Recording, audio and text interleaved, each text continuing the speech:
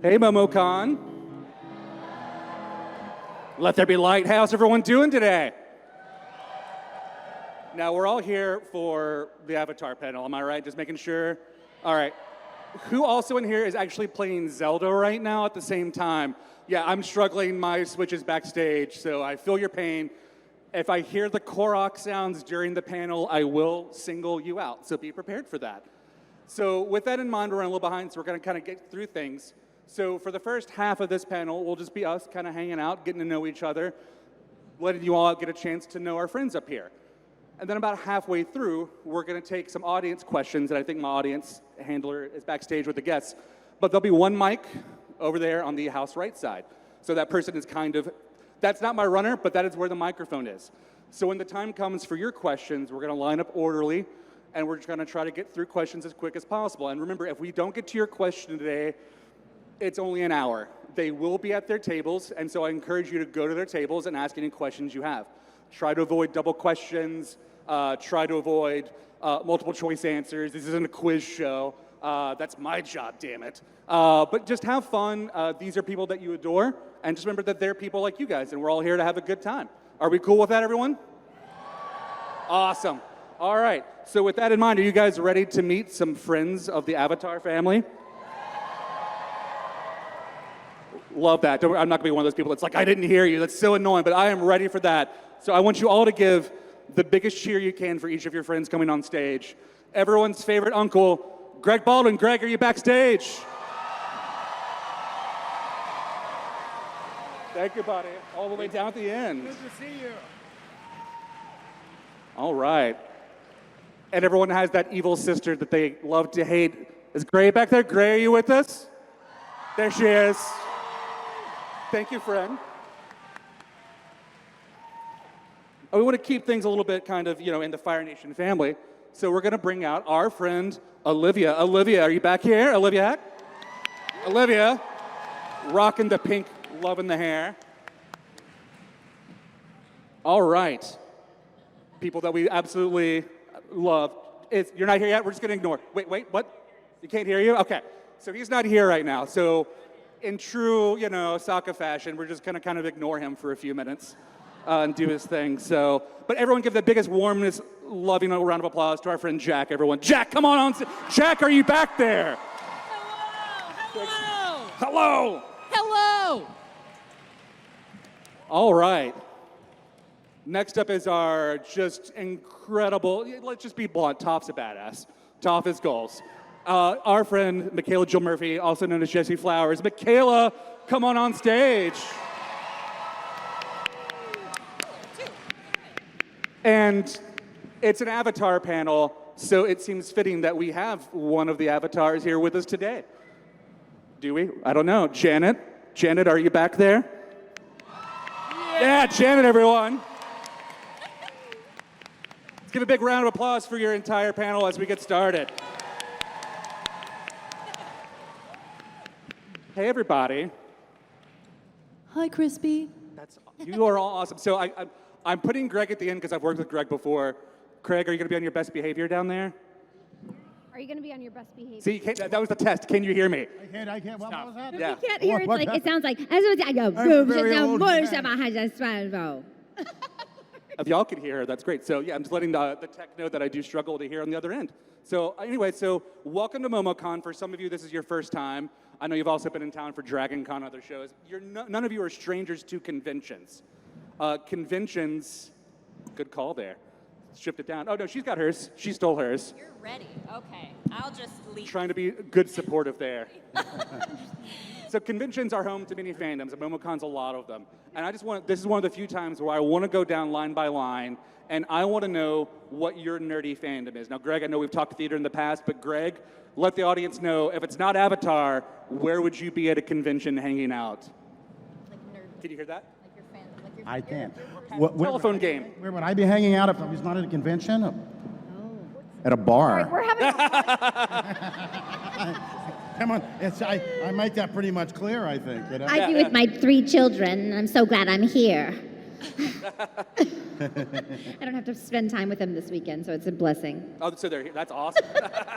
My own mother thought I was a monster. She was right, of course, but it still hurt. All right, come on, Olivia. What are some of your fandoms, Olivia? Like, what are the geeky things you into? Yeah, Like, I don't know what that you're obsessed with. anything. It doesn't have to be geeky. Just you're into it. it. Stuff. So like I like Care Bears and like My Little Pony and like that. That is I don't legit. know. Care Bear, My Little Pony. Yeah, and like Sanrio. I guess Sanrio. Like I don't know. I'm not an anime.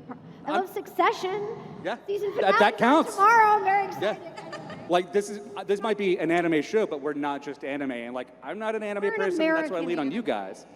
So we're gonna do a mashup of Care Bears and Secession, and that will just be the weirdest event ever. So Succession Bears. Secession Bears. All right, Jack. What do you got? What's your geekiness? I'm a big Song of Ice and Fire fan. Yeah. I'm pro wrestling. I'm a huge pro. I'm a huge Mark as well. Yeah. We'll sidebar that. and I saw That's some. That was actually, amazing. yeah. I'm gonna be at Double or Nothing in Vegas on Sunday. Is that? And Jack just geeked out on Adasa from Encanto, who's also That's at true. MomoCon. Yeah. On I behalf watched of it happen. my 3-year-old daughter's fandoms right now. That's fantastic. Encanto, Daniel Tiger, Yeah. stickers. If you put them on like the back side of a door, and then you like open the door, and it's like, whoa, stickers! It's a surprise stickers. That's her con. She'll be at I love sticker that. con. The Yeah. small joys are the best joys, right? So that's awesome. Michaela, where are you geeky? It doesn't have to be geeky, but what's your love? I feel, I do get close to this, whoever does sound, so you can turn it down. I will get close, I promise.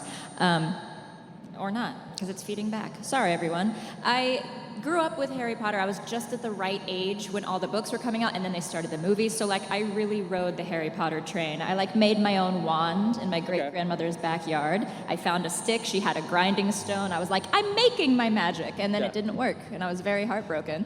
But I feel like we've all tried to fly. I've tried to earthbend in my backyard, like, really tried. You know, I like the idea of being able to do the things, so, like, being able to do magic or earthbend or, like, Mary Poppins. I would, like, jump off of stairs with an umbrella. I was like, it's going to work this time. It's going to work.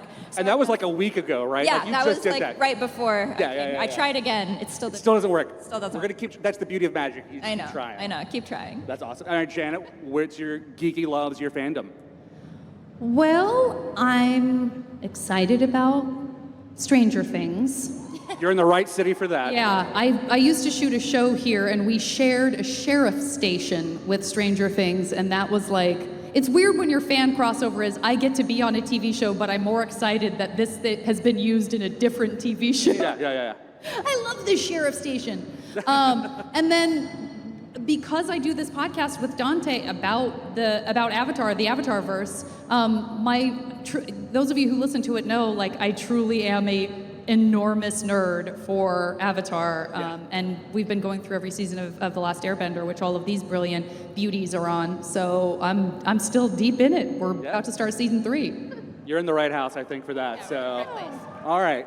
So now we've kind of gone through a rapid fire. Now we're going to kind of isolate folks. Greg, we're going to start with you, and we're going to kind of bounce around a bit. We've talked about theater. We've talked about storytelling and how we love storytelling. And since you and I met last year, I finally got around to playing the Ghost of Tsushima. And I got to meet your character, Gyozan, who was a fantastic, like, storyteller, like, straight out of, like, Rashomon. Right. So a lot of your characters tend to be storytellers, and you yourself are a storyteller. What do you think is important for the art of telling a good story? Wow. Well, I think, for one thing, a sense of humor always helps. Yeah. To temper any story with some humor. And I've always found, if you can make something funny, and if you can make a crowd laugh, once you have them laughing, it's really fairly easy to make them cry.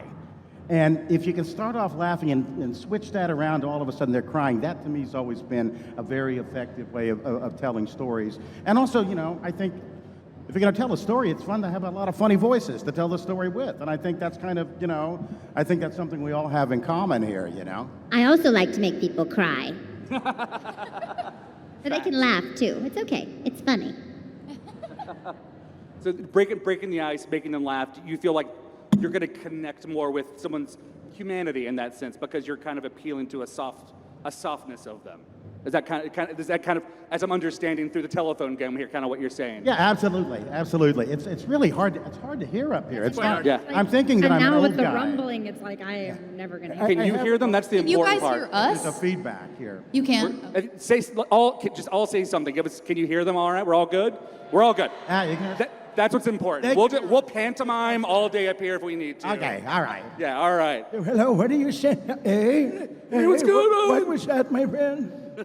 So, Gray, my question for you is, I'm someone from the Nashville area, and I recently learned that you also do like some excellent country music. And a lot of these songs bring me to places that I haven't been since my youth. You know, I get that connection and that vibe with a lot of your stuff. And I recently listened to My Darling Vivian, which you think you released this week. And so I don't know who all is from Nashville, but those of us who are local to Nashville, like that's not our family, but Vivian is a personal story to us because we're like, why are you just like washing her out of media? Why are we glossing over this really, really important person? What was it? I know you have a love for the cash and June and all that, but what was it about your appeal to the book and Vivian? Like, you're like, I want to bring a different side to this and kind of shed some light on that. Oh, I've been a Johnny Cash fan since I was just a little girl. Like A Boy Named Sue was one of the first songs I learned, top to bottom. And I always just thought about, and that's why I always just thought about Johnny and June. I mean, I grew up playing the auto harp because my family was a big Carter family. You guys probably don't even know what I'm talking about. I'm with you. There was this family called the Carter family, and they played old time country music. And June Carter was the little girl in that family, and she grew up and married Johnny Cash. And it was always just this like Cinderella story to me. And then I read this book recently. I always knew that I knew he had a wife before, and they had 4 daughters. And I was a big Roseanne Cash fan, who was their daughter, and a Rodney Crowell fan, who Rodney was married to Roseanne. This is a long answer. Anyway, It's fine. Take your time. You're good. You're good. They really completely edited this poor woman out of Johnny Cash's story. She was the mother of his 4 daughters. Even at his memorial at the Country Music Hall of Fame at the Ryman Auditorium, they didn't even mention her. And then Rodney Crowell came out and said, I want to address Vivian because, she's the mother of these 4 daughters and Roseanne's mother. And they edited that out of the broadcast. Unbelievable. Anyway, but there's a great documentary called My Darling Vivian that you should watch. And there's a book called I Walked the Line. And I just put out my single yesterday. Follow me on Spotify, please. Please follow me on Spotify. A lot of great stuff. I made $200 on Spotify in 1 year just from the streams. I need more followers. Anyway, that's what I'm saying. But the author found me on Facebook and wrote this amazing thing saying, this is one of my favorite songs of all time. She's like, I had to pull over on the side of the road because I was sobbing. And I'm just like, oh my God, that's every songwriter's dream. But anyway, follow me on Spotify. That's the main message of this. No such thing as a shameless plug in this house. Just toss it out there. So this is a question for all of you guys. And again, don't feel beholden to answer, but social media is obviously a mixed bag, but one of the things that I think it's really great is for you guys to have the opportunity, those of you to participate with fandoms, to connect with fandoms a bit more. How has social media been a positive influence for you to connect with the fans, but also rekindle your love for this fandom or other fandoms that you're into? How does that kind of become a positive space of communication for you?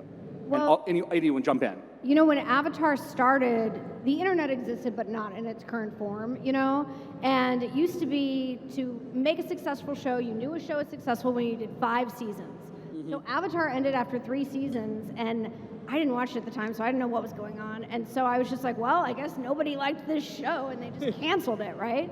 So only really through social media and all of that has it kind of reinvigorated, the fandom, but also just being able to connect with people and understand that it means something to people. Because before all that, maybe there was some weird message board somewhere, but yeah, it's just cool to see people connect and all of that in that way. Yeah. I love that people shepherd people into this fandom. Like Nickelodeon did not a lot to help the show very much. And almost every person who comes up to my table said, we started dating, and I said, if you have not seen Avatar, I cannot date you. There's all these people the who are litmus test, the right? pushers. Yeah, and I love it. And we're so grateful to you for keeping this show going. That's why it's gotten so strong, because it's such a personal connection between people and families, and I love it. I think it's a really great observation too, because when the show was released, you're right, social media was not even around. What we know is the internet today wasn't portable. So me, I know I was at that age, because I'm 40 years old, and I was at that age. It's Nickelodeon anime, sure, whatever, I'll get to when I get to it, because but the age of like you had to have the 5 seasons, I kind of missed it.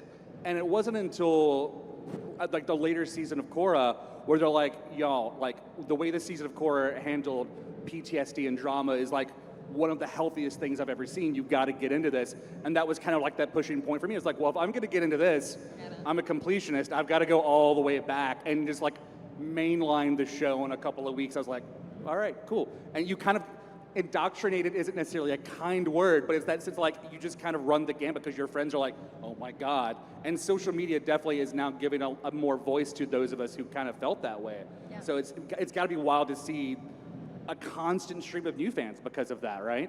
Well, TikTok has been extremely entertaining. Yeah. For me, I feel like lots of us during COVID kind of hopped on there. We're like, all right, we're all gonna just do We're all this TikTok now. stars, yeah. And so, yeah, the kind of just various, everything has been turned into some niche now. And I was trying to debate the other day. I was like, should I hashtag like Toff Talk or call it Tick Toff? I'm like, what do I do? Both great, they're both great. I know, they both work. So I just have to use both all the time. Anyway, so What you go with? Don't leave us in suspense. no, I still just use both. Oh, God. I know. Well, because Let me know when you finally decide. Toff Talk matches the other format of everything Okay. else because it's like book talk and like whatever, which Okay. yay, book talk. But TikTok sounds cool. TikTok does sound TikTok says pretty cool. Yeah, I know. So anyway. So now we'll get But people it's in your fun. comments like hashtagging which is their favorite one, right? So Yeah, and that's the power of the fans. It's really split. So I'm like, well, I don't know. But Like it's a been really coin cool toss. to see like cosplays from like Yeah. people in other countries, people who like can't make it out to MomoCon and they're like in the middle of Nebraska. Yeah. It's just really cool. It's an accessibility app, Yeah, which is really awesome. huge, Yeah, crazy. we love accessibility, so. And just people have said this, but like you were saying, Michaela, the fans' interpretations of like beloved characters or storylines or memes or whatever, like this fandom has always been so creative and talented in its own right, and that's something that Bryke recognized very early on, even pre-social media. And so seeing the ways that you guys take the Avatarverse and feed it back into the zeitgeist is awesome and so inspiring. That's awesome. So we're going to continue the social media conversation, but this time we're going to toss one to Olivia. Olivia, your social media is absolutely filled to the gills with travel. And we talk about accessibility. I love experiencing your love and adventure. Oh, thank you. Your love, your joy. You have just a passion for seeing everything. And also, like, I can't wait, because we have a mutual friend, Mars, who's based in Nashville as well. Oh, yes. And I can't wait to see if you ever go back to Nashville, what that city... Jason Marsden, Yeah. if you guys know him from a Goofy movie, he's the best. Yeah, Jason Marsden, he does a lot of these circuits. I think that's where you guys met. Lovely dude. So if you ever get back to Nashville, I can't wait to see how you see my hometown, right? Yeah. Because you have this wonderful view. Was there, like, a specific moment, or, like, is there something specifically about these adventures that just draw you to experience as much of the world as you can? Because I think it's an awesome thing. Thank you. Yeah, I don't know what it is really. I mean, it keeps me grounded in a way, and so yeah, this is all very great and awesome, but I mean, my fantasy is to one day like retire in Southeast Asia and not talk to another soul again. Yeah, I just love different cultures. We live in a world now, I mean, social media is great and all that, but I honestly get bummed out. I recently went to Laos a few months ago, and I was bummed out, like there are no, there's developing nations, but everybody's got a cell phone. There's Wi-Fi everywhere. I remember going to Easter Island years ago, and there's no, you can't book a hotel beforehand. So all the villagers go to the airport the one day a week that a plane lands, and they try and get you to get in their car and get to their house and sleep there and whatever. And recently we were looking at a con in Chile, and I went, oh, well, if I go back to Chile, I gotta go back to Easter Island. And I looked it up, man, there's so many hotels now, they have swimming pools, like it's just not the same, So I'm always kind of trying to seek out those developing places because I like that so much. And just, yeah, I just really appreciate the way people live outside of this space. And Yeah, and I don't know. I just like different cultures. Like, That's awesome. it's Yeah. such, Then you like, a post boring about it and answer, everybody but- goes there, so that's the problem. That's right. Yeah. You're the reason the tourism takes over. Yeah, I don't know.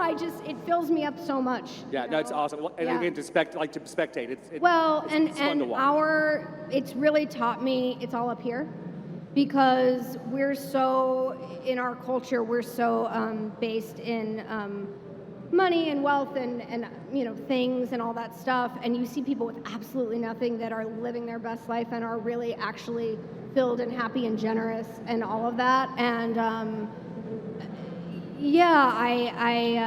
sorry, I'm jet lagged and out of my mind. But yeah, it just fills me up in that way. It keeps me grounded and That's awesome. helps my perspective. And yeah, your happiness is all here. I know a lot of really rich, really unhappy people. Yeah. So. Well, keep chasing your joy, because Yeah. it's a pleasure. Oh, We thank get you. joy from your joy, right? Well, I'm going So- straight from MomoCon to France, so Yeah. follow me there. Yeah. Yeah. I'm turning 40 Awesome. next month. I know. Believe it. All right, well, Jack, my question for you is, first of all, I'm a huge Dragon Prince fan, so thanks Avatar, I got into Dragon Prince day one, so Amazing. Callum is just wild. That's a show that I do big Halloweens every year, and so when I'm bagging my 400 bags of candy, I'm like, let's just toss Dragon Prince on, it's my comfort snack. But also, you just have comedy ingrained in your blood, from all that to the YouTube channel, Chris and Jack, things like that. Check it out. Follow, so Chris and Jack, follow Gray on Spotify. Yeah. So we're just going through the shameless plug list. And I've got a lot of comedy roots as well. Was there just a specific sketch, something that you watched growing up when you were just like, oh no, I love comedy, sketch, improv, you name it, Oh, it was all of it. I got really into sketch at a young Yeah. age, and I was a big SNL, Mad TV, Yeah. In Living Color. I was all of it I could get. Kids in the Hall. Just for some reason, sketch comedy, the quicker turnover, just finding a bit and taking it much further than it needs to go was always something I loved. And then my dad got me really into Abbott and Costello as a kid. Okay. So I've just kind of I took at a very young age to sketch comedy from a historical perspective. I was let me read all the Second City book that I absolutely devoured as a kid.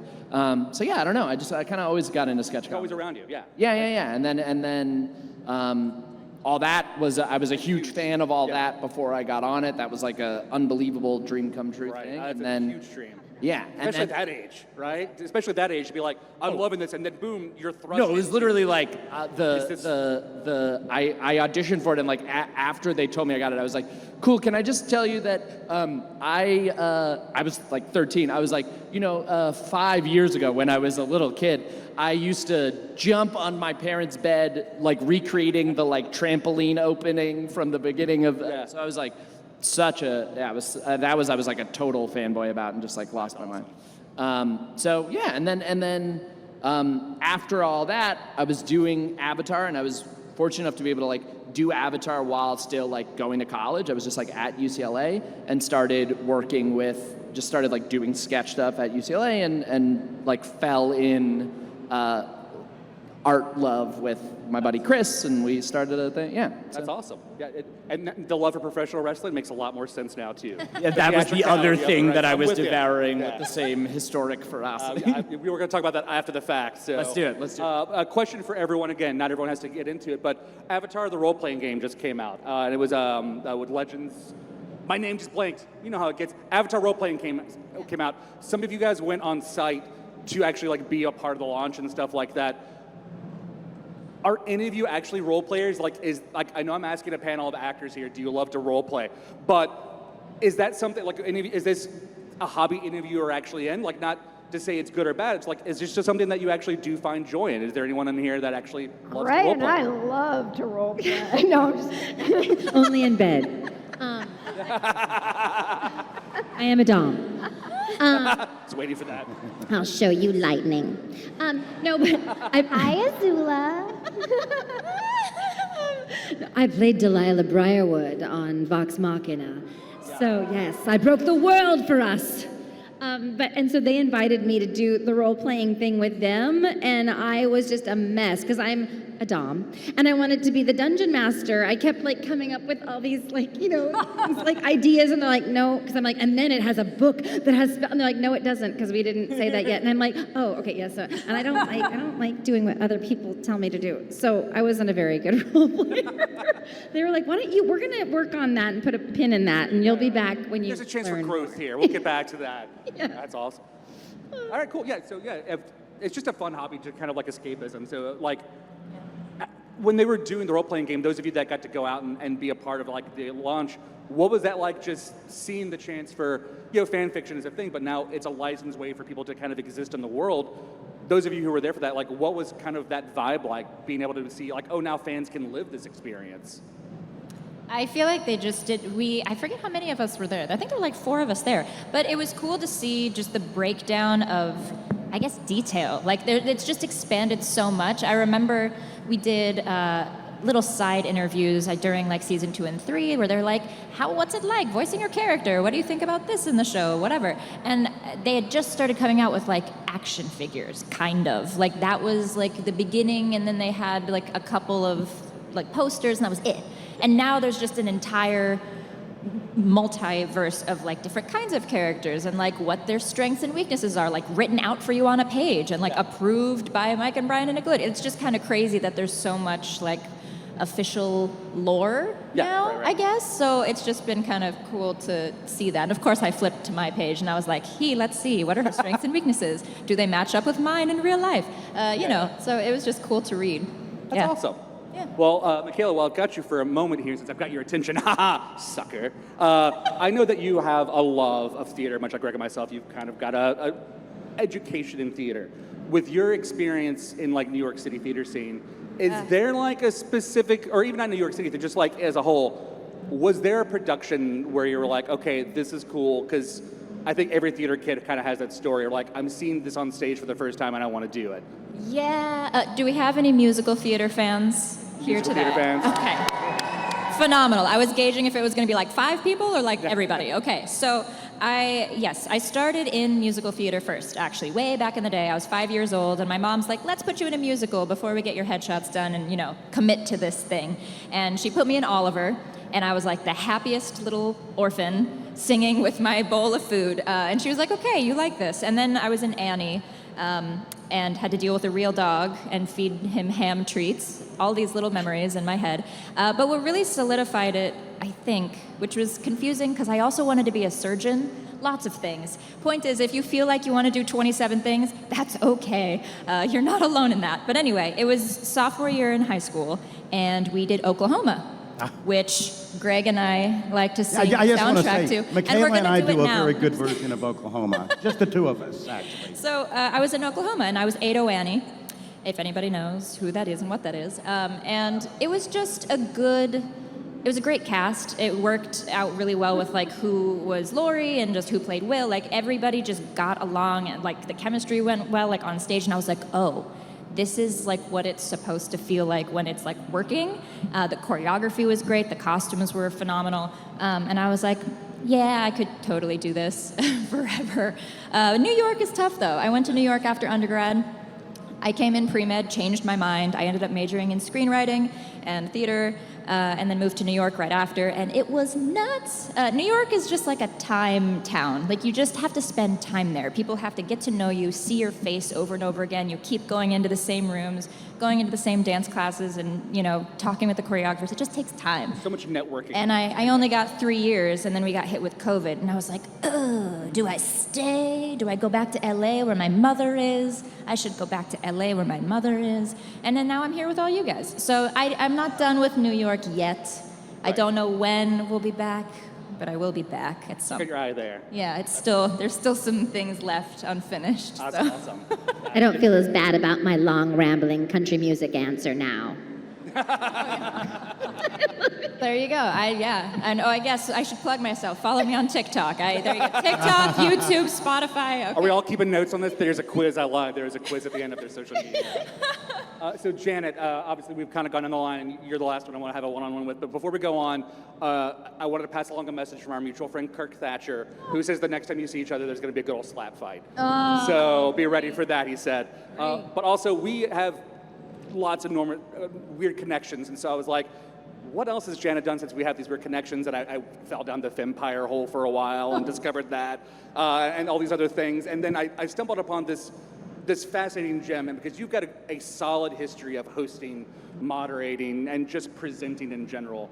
And I got to thinking about the show that you're doing with Dante, and what would that be like if we mashed it up with dinner and a movie? And what weird dish would you and Dante present that's Avatar themed to the audience? Cabbage optional, but like I always think about like where kind of crazy, like what would be the next step, like what would be the fun dish that you guys would eat and go, yeah, this is ridiculous, but we're having fun. Oh God. Yeah, they all had serious questions. I bait and switched you this entire time. I mean, we took a long time to come up with those punny titles that went along with every movie that we covered, which we shot here. Yeah. One of That the was many TBS, things wasn't I it? got to be in Atlanta a ton for. That's a great question. I mean, I feel like I'm looking over at Asaka to try and think of what punny foods, because Sokka's been known to enjoy a meal or two, we would make to go along with Avatar. You're into comedy and improv, right, Jack? Okay, yeah, I got you. On the spot, go. What's the other? What's the? All right, he's looking I for. get in here. So we're doing puns, food, Avatar puns. Avatar food puns, go. Okay. Noodles. Anything with noodles. Something with noodles. Raw dough. How much Cactus sleep did you juice. get last night, Jack? What? How much sleep did you get last night, Jack? We're I about know. to find out. None of us slept apparently. Yeah. The reason my brain think we- short-circuited, all I was coming up with was Shanghai rice cakes. I started with Ang, and I was stuck on Shanghai rice cakes. We're still workshopping it. Then. Yeah. It's fine. Beat it. And I can beat it. I got as far as paboodles. There we go. Like, dig it. Pabu likes noodles. Paboodles. Baboodles. Yeah. I was curious to see where this journey would take us. So thanks for that. So Well, it was a very short one. you know what? Short but entertaining. All right. So with that in mind, we're going to start opening up to fan questions. So I've got my wonderful audience support person. She's going to meet you guys at the mic. While you guys line up, she's going to screen the first couple of questions. I've got a gimmick that I love to do with everyone up here to kind of cover that. I've got a random fishbowl of icebreaker questions. Now, we've all successfully broken the ice. Instead of each of you drawing one in the interest of fairness, I'm going to ask Janet, our avatar, to reach deep, draw a random question, give it to me, and then we're just going to rapid fire what this ridiculous question is. Oh no, immediate violence. That's on brand. Challenge to a duel, pistols at dawn. Who is your second? Random question. Ooh. Don't think go. Just That- rapid fire. oh, Just but go, that's just for me. No, that's everyone. Anyone who Oh, wants to it's jump for in, me. rapid fire, go. In life or an avatar? Either or. Do you want direction help? Let's say avatar then. I'm picking my second. My second is Azula because I'm pretty sure she would fire before she was supposed to. That's smart. And I wouldn't have to take responsibility I love for that. that. She'd be like, oh, had we not started yet? I would go with Long Fang as my second, so that whatever caused the duel never happened at all. Love that. There is no duel today. There is no duel. That's insane. Awesome. I'd choose Boomy because he's the only one that could rival me. So together we'd be unstoppable. Yes. I choose Appa because I could just fly my ass out of there whenever I got. Be the I know- strongest couple in the entire world. We'll dominate the earth. Yeah, he's never letting you on, but that's cool. I think I know who I wouldn't choose as my second in a duel. Alexander Hamilton. Good answer. Full circle. He's got relevant experience. He's tied in. All right. Well, cool. Let's go ahead and start jumping in our fan questions. Is it on? Is it on? Can we make sure the microphone's on? Also, they're so far. I know. Can we make sure they're them- so yeah. I mean, I far. can't see anyway, but Hey, Testing. Oh, there we go. We're coming to the monitors now. Are you guys hearing that? Yes. Why don't you run? They're working why on don't it. you want to run that mic up Thank you, there? Tech. Since it's wireless. Okay, I think we're good. Do you hear it? Why don't Good to why don't go. you run that mic up there since it's wireless?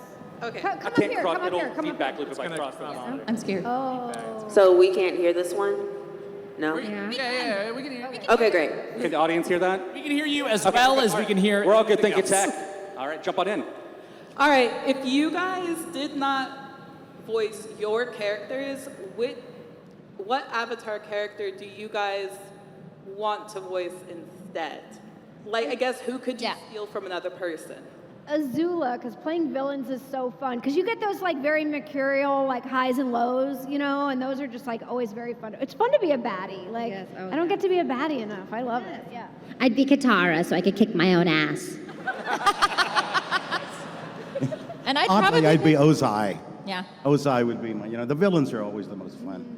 I'd probably pick Ty Lee because she's so fun and flirty, and I'm so like serious and stubborn. So it'd be nice to just be like on a beach in a bikini. I'll go with Jet. It would be cool to be cool. I would like to do what Dee Bradley Baker does. I would like to do Appa. I would like to do Momo, and I cannot. So he is in no danger whatsoever. Here's my Appa. You got to do that. Yeah, he like pushes and presses and stretches his. He taught me. He gave me a lesson. That's really good. Okay, so I had saved from our wrap gift was a like plush Appa, and I saved it it was like in storage for 15 years until I had a child, and then I brought it out and took it out of the wrapping for her, and as like at like a year and a half or whatever when she started playing with stuffed animals, and I was like, this is Appa, and he goes, and she was so scared. So in my house, Appa is Appa, who says, hi, I like to fly. So Appa does not roar. So you do play Appa all the time. Yeah. All right, cool. All right, thanks for that. Come on down. Next question. Okay, I want to say it's a great honor to see you all here. I've been a big Avatar fan for as long as I can remember, and I was just like wondering, you guys got any funny stories for the time you were on Avatar, recording it and stuff? Funny stories. Funny stories while recording. I was pregnant with my 16-year-old son at the time, he's now 6'3". But I remember just yelling and being scary on mic, and I could feel him kind of jump every time I said something scary. He's never watched the show though, but he got people in high school kind of gave him a hard time about it. They're like, your mom's Azula, and he was like, Mom, are you some character named Azula? And I was like, yes. And he was like, I'm getting teased for it, so thanks a lot. Anyway. That's how I remember you, Gray. Like my earliest memory of you is you were wearing this like very comfy and soft. It was like a gray top. I don't remember, which is very fitting. And you were just very pregnant, and you were so sweet in like the waiting area. And then like I remember sitting next to you during that session, and then she just went from like, okay, sounds good, and now I'm super evil, and I was like, oh. And that's just how like I get you. I earn your logged trust. into my brain from when I was 13. I had laryngitis during the Melon Lord episode, so I had to like adjust the tone of my voice, and we kept having to like mess with like, I am not, because I just couldn't, the sound wasn't coming out. So me and Andrea finally found like this little nugget, and we had to do it in like one take because my voice was almost gone, and we just screamed it out as the last line of the day, and then my voice was gone. So yeah, that was a fun day. It's just great that we recorded together, because animation either works where you record alone, you record with a whole group, so either you might have 2 lines at the last page, but you sit there the whole recording, or you record, as we did in Avatar, in pods. So like I think the Avatar gang all recorded together, the 3 of us, the kind of villain girls would all record together, but it sonically sounds so much better, and your performance is so much better when you do get to act off another actor, because otherwise, like I'll watch performances back where I'm alone, I'm like, God, I suck, because I wouldn't have said that line that way had I known the line preceding was said a different way and all that. So just credit to Andrea Romano, and yeah. Yeah, totally agree that it's awesome when we get to record together, but I will say, I literally never once recorded with Zach, who played Aang, in the entirety of the series, because he was New York based, And that is just, like, I think a marvelous testament to Andrea, who can hold these scenes together and know what she needs to get from each person. So I always recorded with Mae Whitman, who's Katara, and I felt that chemistry. But I feel like Zach and I had great chemistry too, and that's actually just secretly Andrea having great chemistry for us. Yes. Thank you for your question. Awesome. That's a great question, yeah. You're welcome. Cool, awesome. Our next question then. Thank you so much. Hi guys, nice to meet you. Hi. Hello. Okay, so my question is, I don't know if you'll be a part of it, but I see articles and stories about, oh, they're coming out with a series or they're coming out with a new movie. I just want something concrete, yes or no. Is there anything coming from the fandom that you know about? Well, so there is the live action Netflix series, which I think they've just announced was like maybe in the fall, I think, of this year. Yeah. There's definitely the animated movie. I think there's 3 of those on the slate. There's a preschool show that's on the slate. Yeah. Everybody's like little, like Chibi style or something. Chibi, that's what they call it, right? And then, so all of those are in production. There's like a Zuko movie, and then there's they're older. We don't know anything else. You guys probably know more than we do. We actors are always the last people to know. But yeah, those are all confirmed. And the live action series looks like it's going to be beautiful. I know people are afraid a little because Mike and Brian left, but what I've heard from James C., who plays the Cabbage Man, who is playing the Cabbage Man in the series. I see you, Cabbage Man. You're banished. Or again, a Cabbage Man sign, amazing.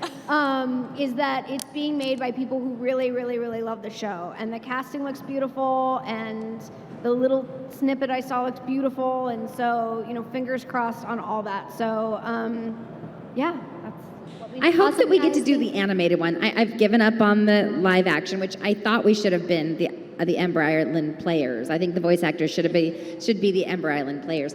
Absolutely. That was Greg's without idea. a doubt. But for the animated things though, if they don't cast us, I feel like people will You guys riot start a in the petition. streets. Will you Start a petition. But also follow Great Delisle on Spotify. I think next month in Washington State, I'm actually going to be doing an event with Paul Sun-Hyung Lee, who is the live-action Netflix Iroh. Ooh. So I think it's going to be kind of fun to actually share tea together, Yeah. That's cool, Greg. He's such a great actor, too. That was such a great choice for them. So, all right, awesome. Thank you for that question. Thanks, guys. Thank you. Next question from Robin. So what was y'all's favorite episode that you did? That's favorite episode question. I love your accent. Sorry, I just had to throw that out there. Thank you. Mine was Thank the you. beach. The beach. Yeah, mine's the beach too. Because Chan, that's a sharp outfit, Chan. Sharp enough to puncture the hull of an Empire-class Fire Nation battleship, leaving thousands to drown at sea because it's so sharp. I just love awkward, flirting Azula. It's so cringe. Azula's so cringe in that episode, and it's so fun to watch. Yeah. I love the library, but tied with Tales of Ba Sing Se. Yeah. It's just hard between the two. I love The Siege of the North, which is 2, kind of 3 episodes, so I'm cheating. It's one story. You're fine. Yeah. Awesome. Thanks for that question. Cool. All right, next one. My name is Sadman, and my question is, if your characters were here at MomoCon, how do you think they would react? They were in what? If your If characters, we were here, if our your characters were characters actually were at here, MomoCon. how would they take in all the sights and the sounds? I'd burn the place down. You'd be at the snack stand eating nachos, Sokka, yeah. Yeah, I would be eating a lot, distracted only by, electricity and sound amplification and phones. Meanwhile, Korra's like, what? I would probably be in the wrestling corner. Yeah. I was hoping you would say that. I was kidding. Yeah. It's Earth Rumble 7 over there, so just... Yeah. Korra would be like with Naga, which we've all seen is not necessarily good for space. So I like to imagine Naga like crunching over the like muscle cars and me being like, sorry, nice car, sorry. I think Iroh obviously would be, where can you get a good cup of tea in Atlanta?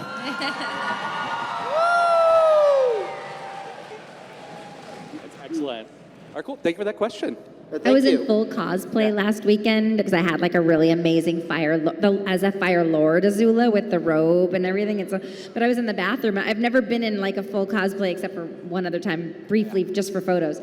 But anyway, this lady was like, "Have you met her yet?"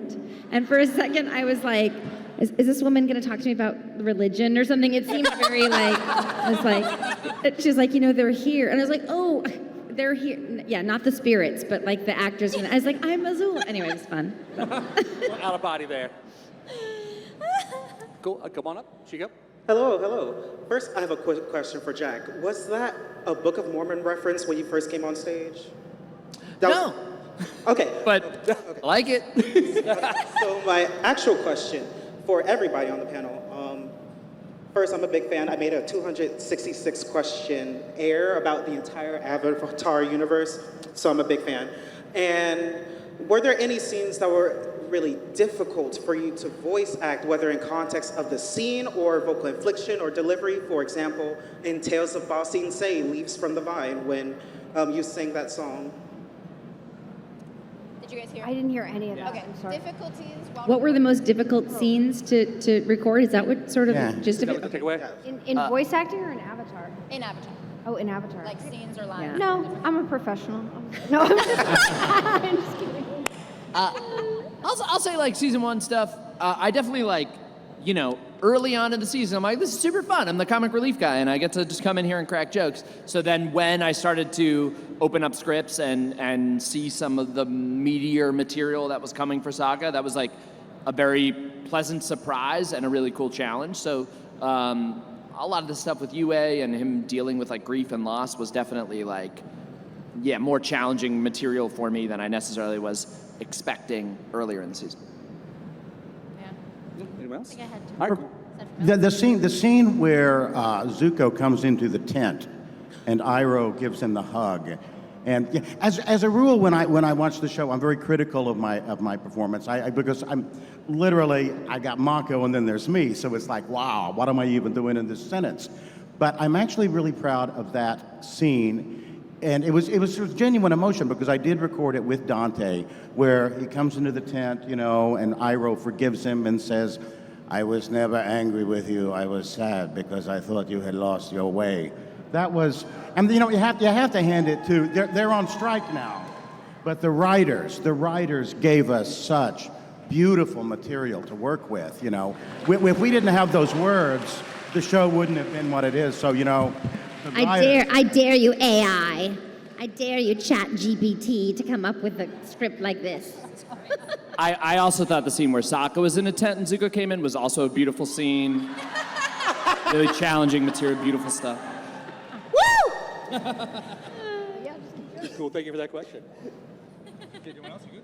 All right, The mental illness scenes were hard for me too, just because I've dealt with a lot of that in my family, and I drew a lot from that when I was doing my final scene, and I was sobbing in the booth, and Andrea was like, do you need a break? And I was like, can I just take one moment? Because it's just, I felt so sorry. Because when you grow up around mental illness, sometimes they say very hurtful things, like really mean, and they are violent, and but then you see these beautiful moments too, and you see the little kernel of the person they want to be, and it's just sad, Anyway, but people are always like, it's not their fault. They're sick.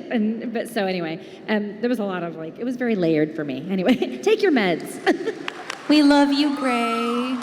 We love you. Hi, Aang. How's it going? It's going pretty good. How are you? Good. So my question is, I've been in the Avatar fandom since it first came out, since I was like 12. It's over half my life, and my experience in Avatar has really grown through, more recently. So, has your experience with the fandom grown as well? Do you also feel much more love now than when it first aired? Because I really hope you do. COVID changed our lives in all the ways. It's just exploded. Again, we would go to cons and meet you guys and know that it was popular, but it feels like it's just, 100 times what it used to be. It's so cool, and it's so cool to watch you guys come up and say, oh, my child watches it, and I watch it, and then my parents watch it, and it's so multi-generational, and every generation gets a little something different out of it, you know. And when you start watching it when you're a kid, oh, maybe like all the antics, and you love Momo and Appa and all of that. But when you watch it again when you're older, you know, you realize you're watching a show about genocide and all sorts of things. And yeah, it's just cool to watch people rediscover it. It's cool, like you were saying, to see people go, oh, you have to watch this show. And yeah, I mean, it's just exploded. It's so cool. It blows all our minds. I didn't think a show that I did 17 years ago anybody would ever care about again. I mean, it just shows you the power of streaming and being locked inside. I mean, Anyone else? yeah. Somebody else. That was like, yes. We're good? All right, cool. Awesome. Yeah, thank you. Thank you for the next question. Thank you. Sorry, I didn't mean to take that answer. No, I love Hey guys, just want to comment on your work. You guys do a really great job. Zach, May, Dante, and Dee, we're sorry you guys couldn't make it. For Greg, if you are ordering pizza tonight, make sure that crust is extra thick. Extra thick, my friends. And for Jack, drink cactus juice. It'll quench ya. Nothing's quenchier. It's the quenching. Jack's like, you just did. You got it? Mushy giant friend. A giant mushroom. Maybe it's friendly. Mushy giant friend.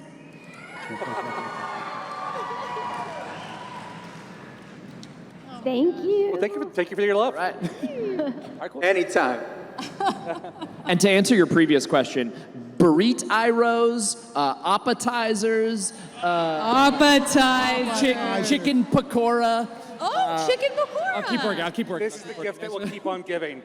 My man. Good, it's good. Yeah, before I ask my question, had something for the host. Huh? Can you repeat that? You said the not to put the Korra seed. The Korra seed. Oh, for me. That was for me. Sorry. Oh yeah. Zelda reference. Oh. Yeah. I couldn't hear. Sorry. Couldn't hear it. Sorry. My bad. My question is, were there any like stories or anything you guys wanted to explore with your characters or just in the Avatar world that wasn't in the series? You know, Iroh is clearly a very loving man, right? He loves his nephew. He loves his son. I think he even loves his niece, maybe just a little bit. Even though you're a quitter and a loser. But I find it very odd that not once in the series is Mrs. Iroh discussed. We don't know who it is, and I think it's weird that such a loving man would never even talk about the mother of Liu Ten. And so that's something I would, you know, if I'm ever in a room with Mike and Brian again, that's what I want to ask him. I want to know what's up with Mrs. Iroh. You know, I have my own theories. I think she probably died in childbirth, and it's so painful that he doesn't want to talk about it. But that's just conjecture. And so, yeah, I would like to find out about that. Yeah, there you go. She's pissed that you call her Mrs. Iroh. By the way, Greg, I always forget, Greg, that you have that Avatar tattoo. Greg has it. Show it. Greg has. I want to point out that none of my other It's a cast White members Lotus are committed to the fandom like I am, baby. Woo! Like I am. Where are your tats? Uncle knows what's up. Let's all go out drinking and get tats tonight. What do you say? I have a lightning bolt on my labia. The look on the audience right now, Greg. Nothing like a family show when it goes off the rails, right, kids? Bring back that Korok seed sound. Let's get it to the track. We got time for one more question, though. And don't forget that we'll be at their tables, so definitely go back, give them some love. So this will be our last fan question. Thank you guys so much. So And go then for it. can we take like a selfie with you guys in the background? Yeah, we'll do that as soon as we're done. Yeah. Awesome. Hello. So I want to ask, for every panelist here throughout your respective shows, both Korra and Avatar, I want to ask, what do you, in your opinion, was the biggest lesson you learned about voice acting that helped you enhance your performance, not just throughout the show, but for your future roles and just you as a voice actor? I don't know if I learned it from Avatar, but my biggest voice acting thing is to use my body. And I started voice acting when I was a kid. And when you're a kid and people tell you to do stuff, you don't want to do it. And so, you know, my parents or people, you know, it's like, use your body. And I'd stand there and I'd say the lines and whatever. But it really does, like, for whatever reason, if you're pointing and you're like, it comes out in your voice. So I just always tell people when I'm teaching them kind of beginning voice acting is, you know, be physical with it. There is a physicality to it that somehow like transfers into your voice. Which is great, but also know where your mic is, because I've been known to get a little too excited about throwing a punch and then just punching a microphone, which is not helpful for anyone. That's not committing to it then. Yeah.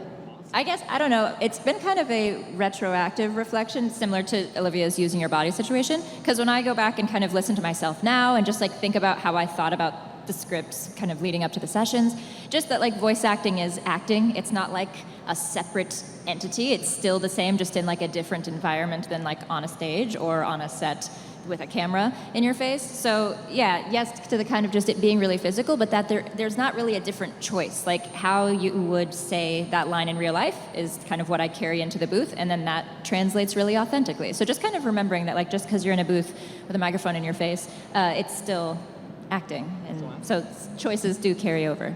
Yeah. Cool, and that is a wonderful note to end on. You want to jump in, Jack? Oh yeah, I just to the previous question. Yeah, the serpent's pasta, smeller beet salad, bossing Satan. Yeah. Let's give it up for your panel, everyone. Thank you all so much for coming, and I believe they requested a selfie with the audience.